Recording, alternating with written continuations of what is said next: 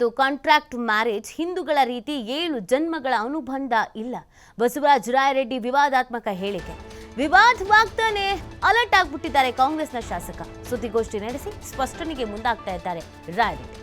ಇಲ್ಲಿಗೊಂದು statement ಕೊಡ್ತಾರೆ, ಆಮೇಲೆ ಗೊತ್ತಾಗ್ಬಿಡುತ್ತೆ ಇದು ವಿವಾದ ಆಗುತ್ತೆ ಅಂತ.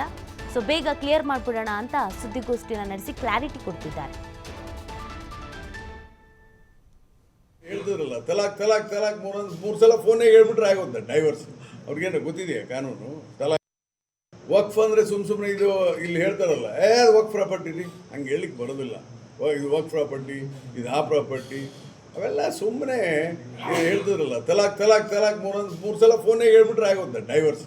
ಅವ್ರಿಗೇನು ಗೊತ್ತಿದೆಯಾ ಕಾನೂನು ತಲಾಕ್ ಹೆಂಗಾಗುತ್ತೆ ಅಂತೇಳಿ? Islam wedding is a register wedding.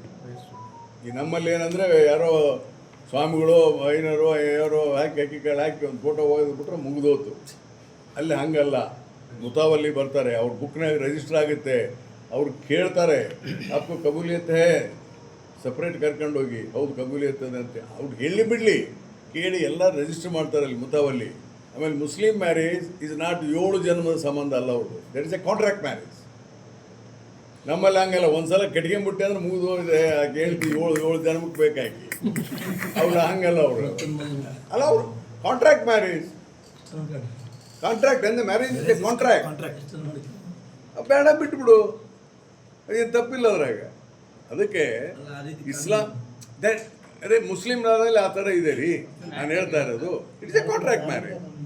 ಅದಕ್ಕೆ ಇಸ್ಲಾಂ ವೆಸ್ಟರ್ನ್ ಇದರಲ್ಲೂ ಅದೇ ಥರ ಕಲ್ಚರ್, ನಮ್ಮ ಕಲ್ಚರ್